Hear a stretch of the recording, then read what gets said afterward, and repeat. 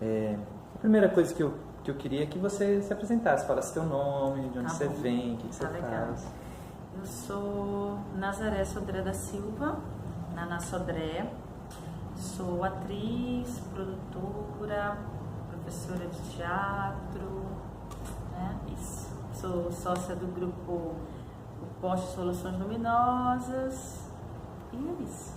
E essas experiências, você pode comentar um pouquinho do que você já teve, assim, um geral, um apanhado geral?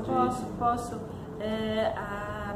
A vida artística, ela começou junto mesmo, ela se consolidou junto com a vida acadêmica, né? Quando eu fiz o curso de artes cênicas na universidade, né? Com habilitação em teatro, com habilitação em educação artística. Então, a partir do momento, isso foi em 95, eu entrei em 95.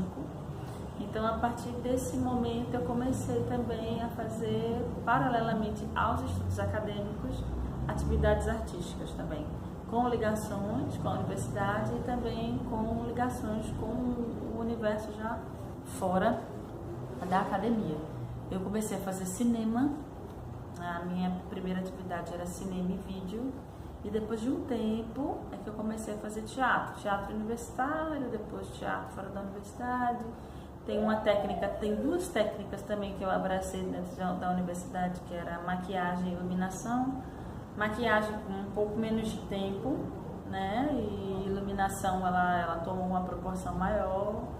Então eu virei uma consultora de iluminação cênica de alguns grupos e também fazia a iluminação. Só que como eu já estava com vontade, como eu já tinha uma relação com a interpretação, então chegou um determinado momento que eu queria voltar mais a fazer teatro, fazer cinema. E aí foi quando o Poste já era formado como um grupo de iluminação, desde 2004. E em 2009 o Poste passou a virar um grupo de teatro. E calma aí, eu vou ajeitar aqui, não há nenhum problema.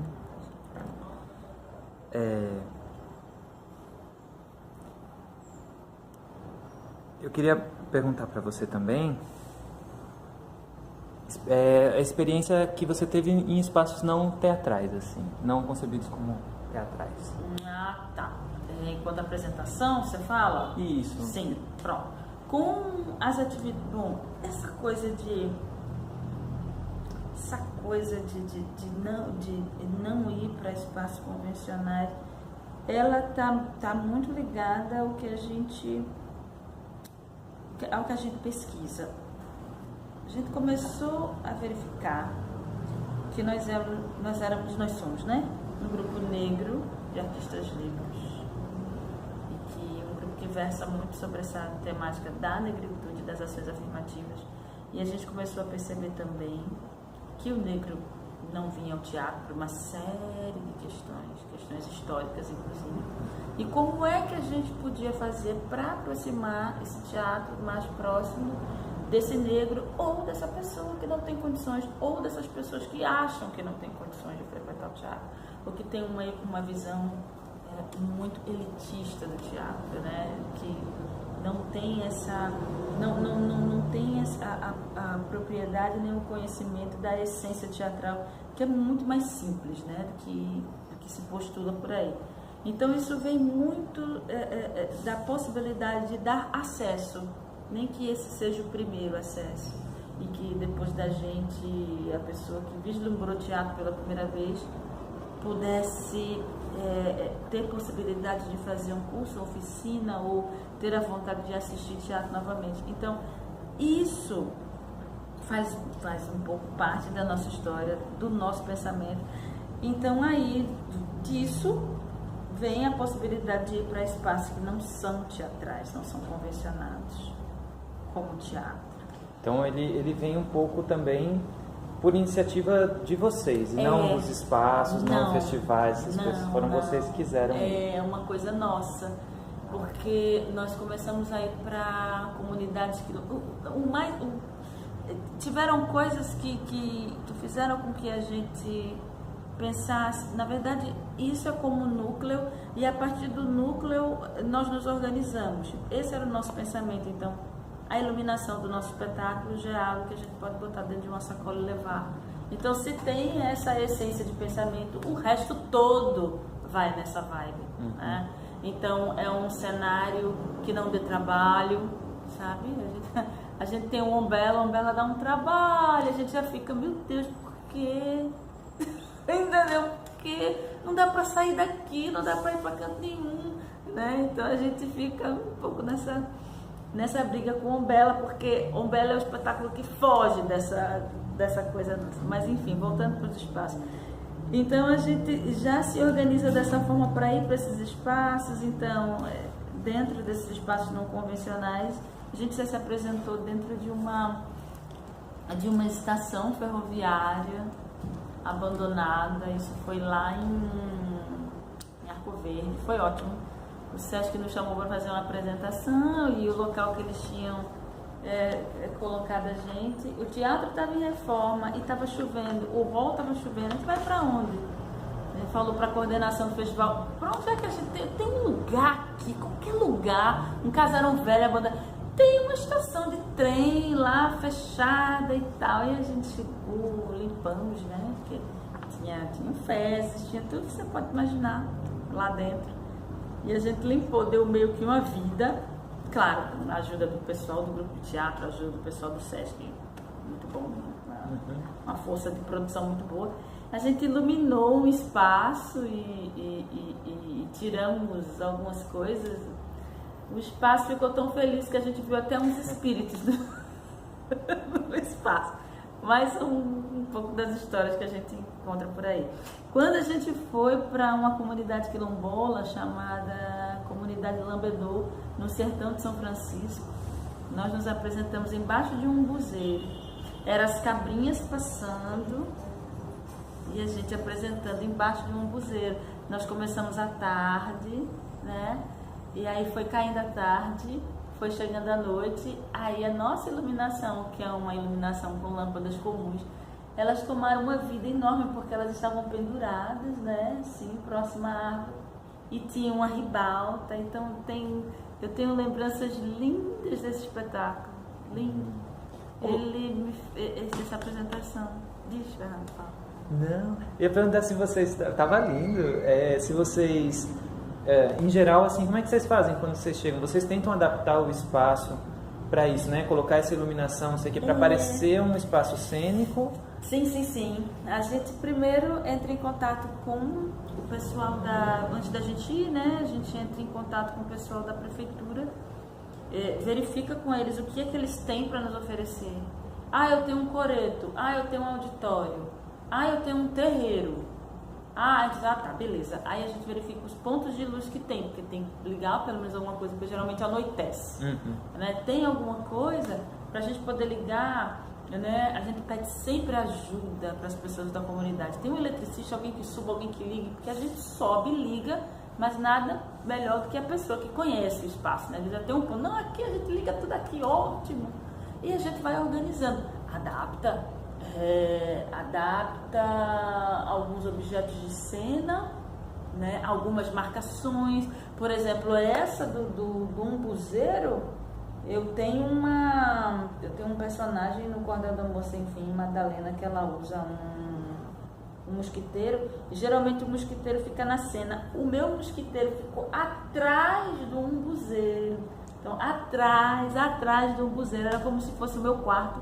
Então ficou lindo. Aí colocaram uma luz de baixo para cima e eu lá embaixo do cortinado, né, esperando a hora de entrar, sabe? E aquelas mulheres varrendo o terreiro com umas vassourinhas de botão, né? Então, assim, muito bom, muito rico esses momentos. E a comunidade convida quem está próximo, aí assiste, e depois eles sempre apresentam algo pra gente, fazem uma troca, sabe, de uma dança, de algo tradicional, né?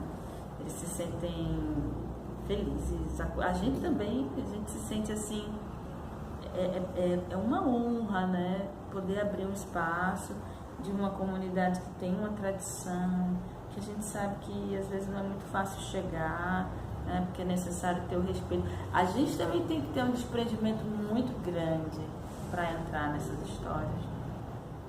Tem que ter uma maturidade também.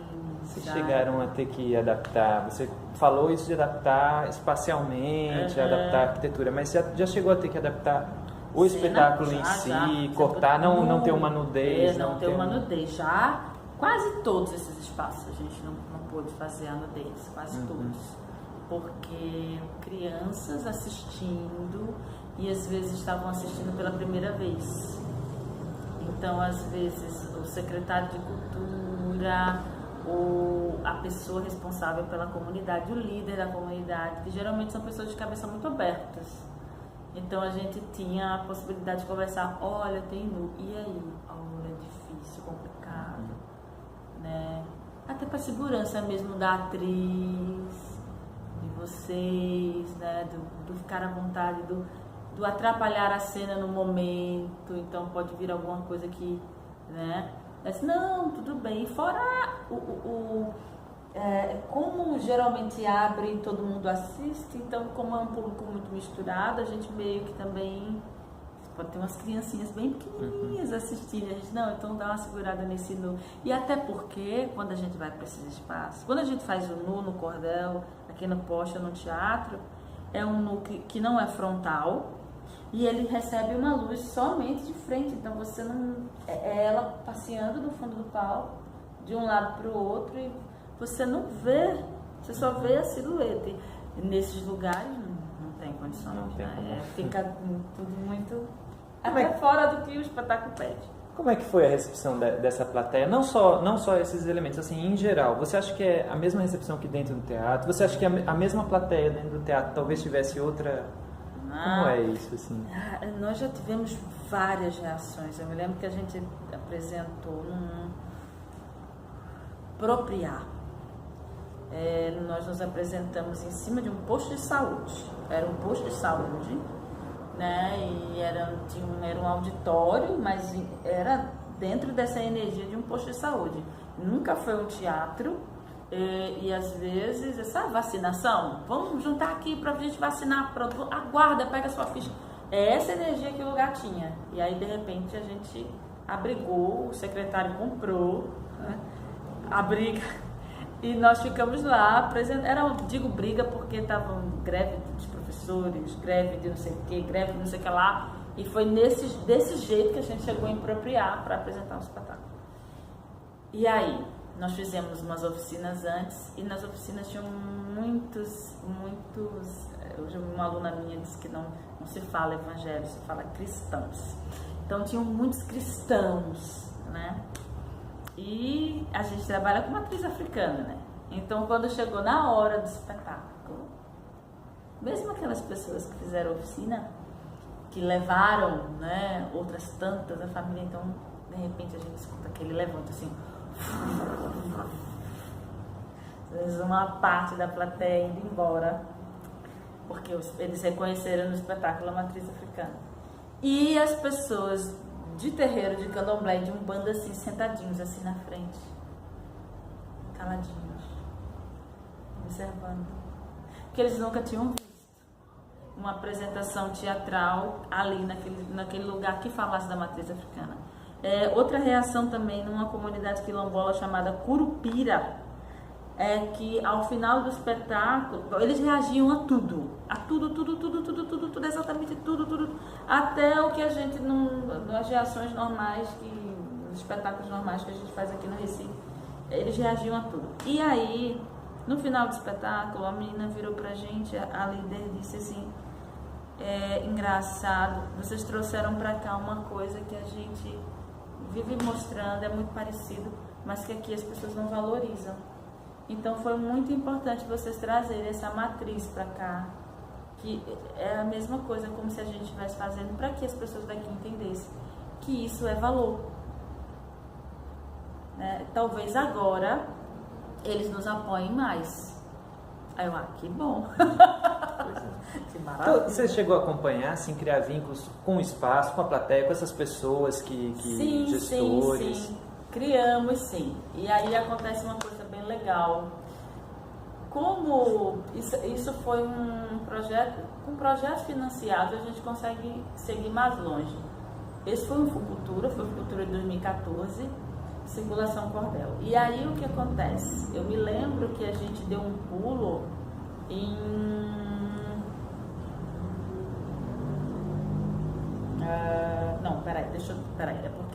deixa eu lembrar certinho. O Cordel fez 3 circulações. Uma pelo Miriam Muniz, outra pelo Procultura e outra pelo Fucultura. Essa que eu vou dizer agora, de Paulo Afonso, foi pelo Procultura, certo? Em Paulo Afonso, nós chegamos e não tinha também local para se apresentar, e eles disseram assim, o lugar que a gente leva tudo assim, onde as coisas todas são apresentadas, é no antigo hangar que a gente tem aqui. Hangar.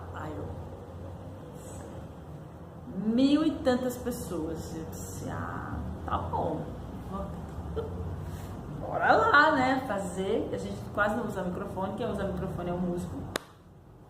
E a gente faz um trabalho vocal para poder abarcar aquele povo todo. E no final, apoio de edital e apoio de prefeitura, né? Quando chega no final, a gente sempre quer fazer um debate. Como tem sempre alguém da prefeitura junto, a gente aproveita e abre o microfone para as reivindicações dos artistas locais. É uma provocação. E aí o que acontece? Nessas provocações, um grupo disse, para você se hangar aqui, ele bem poderia virar um espaço cultural. E virou. Então, depois da nossa ida, depois da oficina, depois de mil e tantas pessoas terem assistido o espetáculo, depois de uma conversa de um microfone que passa, a gente descobre depois que o espaço virou um espaço cultural. Isso aconteceu em Paulo Afonso, isso aconteceu também num lugarzinho aqui, que toda vez quando eu vou citar ele eu esqueço, que é perto de Cabrobó, que nós vamos nos apresentar lá também. Acho que eu posso verificar o nome direitinho e te dar depois. Mas eu me lembro que foi uma das únicas apresentações que geralmente sempre leva o secretário de cultura, mas foi a única, ou uma das únicas apresentações que o prefeito da cidade foi. E aí não tinha lugar para fazer a apresentação, e aí nós nos apresentamos na biblioteca da cidade, uma biblioteca pequenininha. Fizemos lá, adaptamos tudo. Me lembro que foi uma adaptação bem cuidadosa, porque o forro era de gesso, uma biblioteca comunitária, então bem pequenininha. E aí o prefeito foi, a comunidade foi e tal. E aí a grande história é que tinha um local que há um tempo atrás era uma rádio e que essa rádio foi desativada, era um lugar enorme. E que ele estava pensando, né? Estava ventilando em transformar aquilo num espaço cultural. Virou também um espaço cultural. Que a gente provocou, né? Aí nós conversamos. E aí, prefeito, como é a comunidade reivindicando, a gente apresentando nesse espaço? Foi extremamente prazeroso, mas se tivesse um espaço maior. E aí vai criando. Esses lugares, assim, você nota um perfil em geral, não só desses que você citou, que eles já têm uma vida cultural, que eles estão tentando criar ou retomar uma vida cultural que morreu? Sim, tem isso. Tem a coisa de, por exemplo, Canindé de São Francisco. Nossa, Canindé de São Francisco nós fomos 2 vezes, né?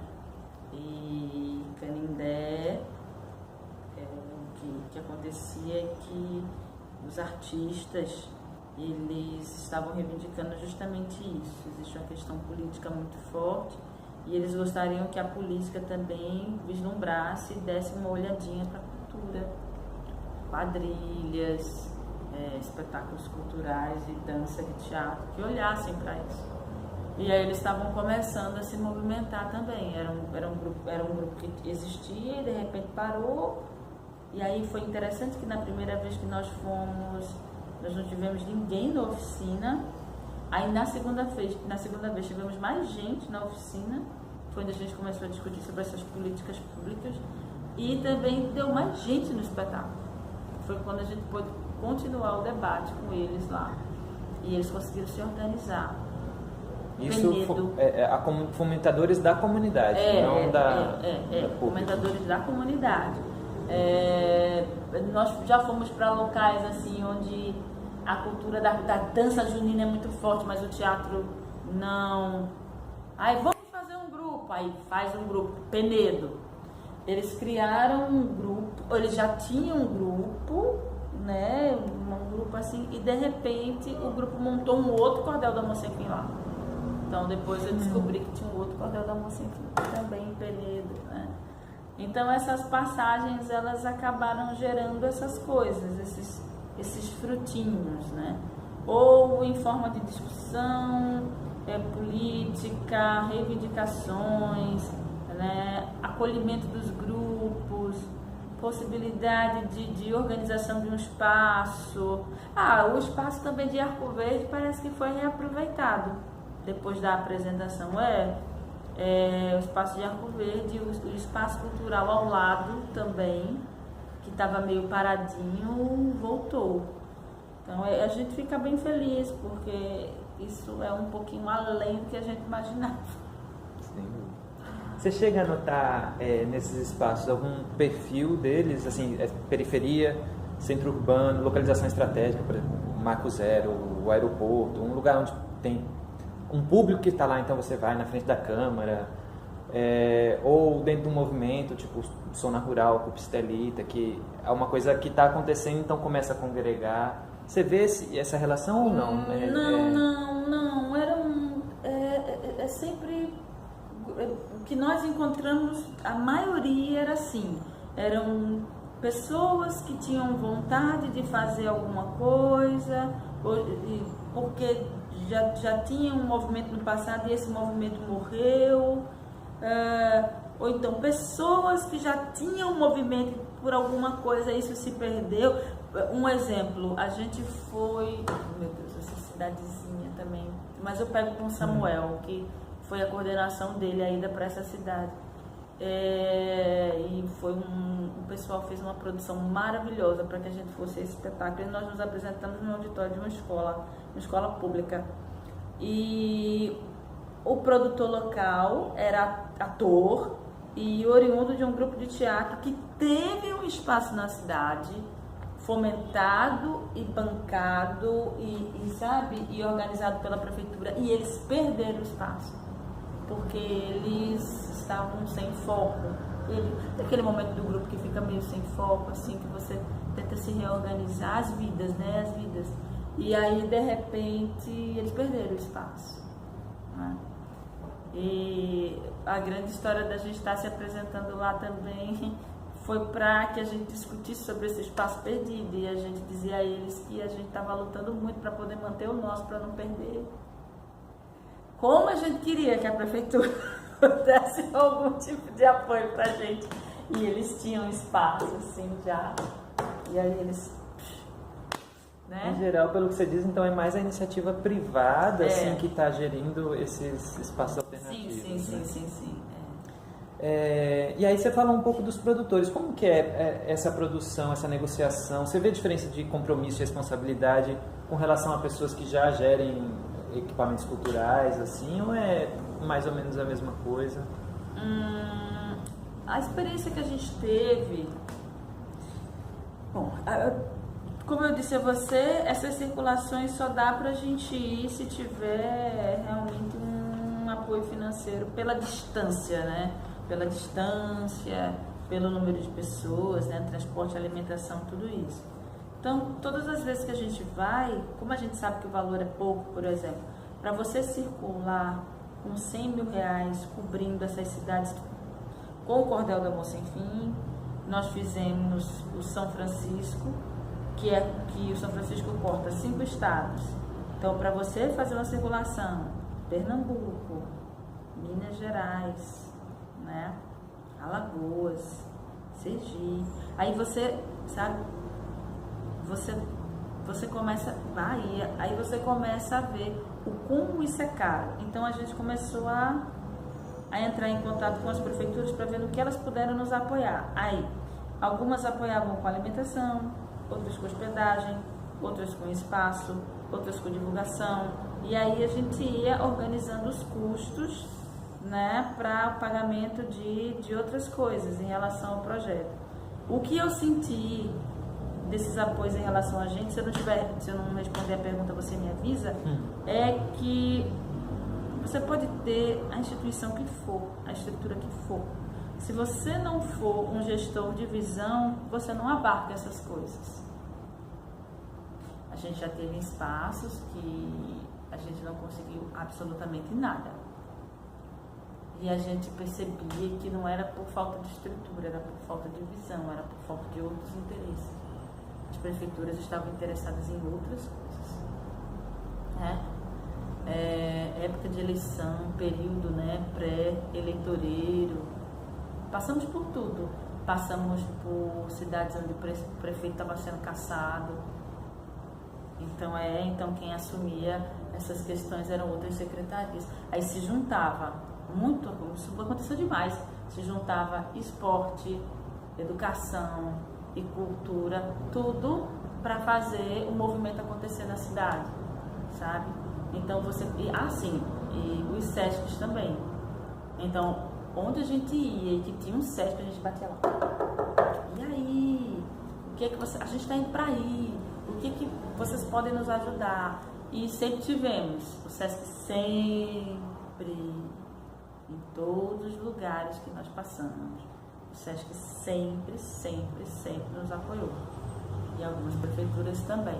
Então, a gente aproveitava essa ajuda que nós tivemos para poder fazer com que essas instituições tivessem também os compromissos com as pessoas da terra. Entendeu? A gente dizia assim, vê só, vocês fizeram uma força danada para a gente poder estar aqui. Aqui vocês também têm atores e vocês podem fazer com que isso aqui fomente. A história da oficina que a gente fazia em cada cidade também era para isso. Era uma espécie de formação continuada, entende? Para que eles pudessem ter um respiro e... Então a gente sacudia o município, as pessoas, o poder público, e sacudia os artistas. Aí dava um beijo e ia embora para casa. Na esperança de que isso acontecesse. Não sei se eu respondi a tua pergunta. Oxe, demais. Pronto. E com relação a algum impacto negativo, assim, que você falou coisas muito bonitas, tanto depois de continuidade, como dessa chegada, mas aí você comentou isso, que às vezes tem interesses envolvidos. Você chegou a ver impactos negativos? O exemplo que eu botei aqui, por exemplo, são casas de shows muito grandes que às vezes chegam numa comunidade e geram barulho, geram coisas que a comunidade não estava esperando. Com o teatro ou com as ações cênicas menores, tu chega a ver isso? Ah, sim. Você agora me lembrou, assim, a gente fez uma apresentação numa cidadezinha no interior da Bahia, chamada Carinhanha, que é inclusive a cidade do espetáculo, né? Onde mora Tereza, Madalena e Carminha. Então foi um prazer enorme a gente ir para lá. Pronto, foi nessa cidade que se juntou Secretaria de Turismo, Secretaria de Educação, Secretaria de Cultura, é um dos exemplos, né? E aí foi importantíssimo a gente ir para lá, para a autora, né? Que o pai dela tem as histórias, de lá de Carinhanha, a família de Carinhanha. E aí tem a cultura do Rio, São Francisco, onde as pessoas se banham, e tem a cultura do som, né? Aquele som mesmo, aquele som bem alto, né? Das músicas, né? Dos pancadões, né? Dos sertanejos, e tem assim, bem alto. E eu me lembro bem, a apresentação foi na Câmara. Nós organizamos a Câmara toda, né? E fizemos lá, era um espaço, o maior espaço para poder abrigar a cidade, que a cidade parou para assistir o espetáculo. E aí a gente fez, adaptou aquele negócio todo e pá. E aí, enquanto nós fazíamos, passava o carro do som.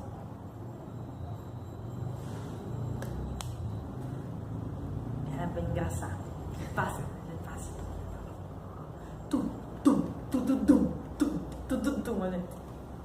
Faz parte, né? Então é é algo que chega, né, que tenta se estabelecer. Não tem um lugar, né? Não existe um lugar para o teatro nesses locais, né? E o que se tem não se coloca para isso, né? Pode nunca ter apresentado nada lá, porque de repente acha que não cabe, então que não tem nada a ver. Aí de repente a gente chega e aí a gente sente o choque, né? Do que a comunidade está acostumada a ouvir, qual é o costume, a cultura, o final de semana, como é que as coisas desenrolam aqui e durante a semana, né? Então, nós tivemos, posso dizer que não foram em todos os lugares não, mas esse ficou bem claro para mim, porque existe essa cultura de você ir final de semana para o Rio, e você levar as suas bebidas, você botar o seu som alto, você andar de jet ski, né? E isso é o que se faz. E de repente tem uma apresentação teatral. Então a cidade está toda ali e o cara do carro com a sua picape também estará passando. E a gente tentando conviver com isso, a comunidade tentando conviver com isso. E eu me lembro que momentos de saída, né, de entradas e saídas, pessoas bem concentradas e outras saindo e entrando, saindo e entrando, né? E dizer, nossa, como é engraçado, como é bom que isso aconteça mais vezes para, né? O contrário, você chegou a ver já do espetáculo incomodar a cidade, ou de ocupar esse espaço que não era ser um problema para aquele lugar que estava acontecendo?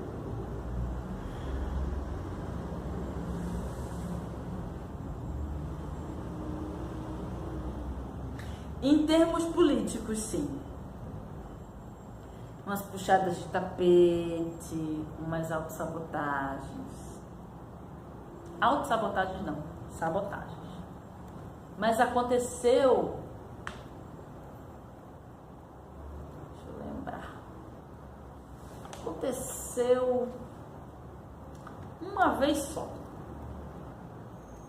Aconteceu uma vez. É claro que a gente sente isso de uma forma ou de outra, né? Porque se você parar para pensar, poxa, não ter teatro, as pessoas nunca viram teatro na vida, por que será? Né? É porque faz pensar, faz refletir, faz ver o outro. Isso vai incomodar quem? Né? É claro, a gente tem essa noção, a gente não somos ingênuos, mas mesmo assim, ao chegar, nos sentimos acolhidos, respeitados, né? Não tem estrutura, mas a gente arma. Foi o que aconteceu em Minas, em São Roque de Minas, que é a cidade onde nasce o Rio São Francisco. Não tem nenhuma estrutura e eles fizeram uma estrutura, eles montaram uma estrutura na praça principal da cidade para que a gente pudesse se apresentar. Era a gente se apresentando e a neblina caindo, muito frio, muito alto, né? E ali foi um movimento também muito interessante de fazerem jantares, da banda principal da cidade parar e fazer uma apresentação pra gente, da cidade toda parar e fazer um jantar pra gente. Então tem isso, né? E tem também momentos que eu precisei me destemperar, assim, com o secretário de Cultura, né? E dizer para ele que ele não tem um chefe. Sabe, o chefe, você não tem chefe. Você não sabe nem o que é isso. Essa pasta não era nem para estar com você. Entende? Da gente ter que dizer essas coisas, entendeu? E para ficar bem claro que o que a gente estava fazendo era um direito. E claro, né? A gente quando chega na cidade dos... e diz uma coisa dessa, né? Então a gente também espera, né? Que as coisas não se resolvam muito bem, mas aí a gente consegue falar justamente com quem a gente quer, né? Que é o povo que precisa daquilo e os artistas que precisam se fortalecer para as coisas acontecerem, né? Sobre os artistas, você chega a ver algum preconceito para bem ou para mal, assim, um preconceito, uma preconceitualização de um espetáculo, de pessoas que não estão no espaço convencional, tipo teatros do centro e tal, pessoas que estão indo para a periferia, marginais. Se as pessoas têm preconceito com as apresentações... A classe artística, você acha que ela vê o espetáculo da mesma forma? Os outros, né? Não, volta para mim. Sim. Sim, vai. Se existe algum tipo de preconceito com relação aos espetáculos que não se apresentam em espaços convencionais. Se a classe artística tu acha que vê da mesma forma que um espetáculo que se apresenta no Santa Isabel ou um que se apresenta num buzeiro? Sim, ou acho que sim. Sim. Acho que tem sim. Tem. Eu acredito que tem sim. O preconceito ele é muito baseado na falta de informação e na ignorância mesmo, né? E você não saber que o teatro também pode chegar naquele lugar. Ele pode chegar naquele lugar. É claro, se você for fazer como eu disse a você, se você for fazer um espetáculo que tem uma estrutura enorme, né? Não precisa. Então vamos lá, vamos falar de Umbella. Umbella não dá para colocar em todo canto. A gente já percebeu isso, a gente já sentiu isso. Não dá. Precisa de água. Se não tiver água, ele não acontece. Acontece, já aconteceu sem água, né? Sem água mesmo, porque teve um dia que teve problema aqui na bomba e a gente não teve água. Mas aquela água tem que jorrar naquele cenário, aquela água tem que bater nas pessoas, a gente tem que fazer chover. Então, assim, já não dá para ir para todo lugar, né? Então, se você pode criar uma estrutura menor, pode adaptar para chegar nesses lugares. Então, eu acredito que possa, dependendo da estrutura do espetáculo, você pode levar uma essência para esses lugares. E acredito que tem pessoas que se sentem, e aqui eu também não estou tecendo crítica, mas eu acredito que tem pessoas que se sintam desprotegidas mesmo, né? Que imagina o Quilombo Lambedor mesmo. Nós chegamos lá cedo, no sertão de São Francisco, então é chão, né? É chão. Então depois que a gente saiu da estrada principal, a gente entra, né? Quilombo tem sempre essa coisa, né? Quilombo é dentro. Aí você vai, a estrada de terra, lá. Aí chega lá, as estruturas bem simples, né? Você vai fazer o espetáculo e vão ficar lá, e você incorpora isso na cena, entendeu? Porque faz parte, né? Você pendura suas coisas em cima de um buzeiro. O espetáculo é feito descalço, então tem as pedras da comunidade que você pisa. Tem o figurino, né, que bate nas folhas. Então, você tem que estar assim muito disposto a vivenciar isso, que também é palco, que também é teatro, que também é representação. Ao mesmo tempo você tem que estar muito aberto para o que vai vir, sabe? E às vezes o não estar nesse lugar e o não reconhecer isso faz com que alguns se afastem. Eu acho que não dá para fazer, né? Mas eu ouvi muita gente dizendo, quando a gente começou a postar as fotos desse tipo de ação, né, que a gente estava fazendo, me lembro de artistas dizendo, já fiz muito isso, nossa senhora, hoje eu não tenho mais saúde e tal. E quando as pessoas dizem que não tem mais saúde, eu entendo perfeitamente, porque nós fomos para Imanga, que é a última cidade de Minas Gerais, ela faz divisa com a Bahia. Então, até chegar em Manga, nós pegamos micro-ônibus, pegamos van, pegamos uma balsa, pegamos um avião, né? Então, são coisas que você precisa estar muito disposto para fazer, sabe? Então, e a gente até comenta hoje em dia, será que a gente ainda tem saúde para fazer isso?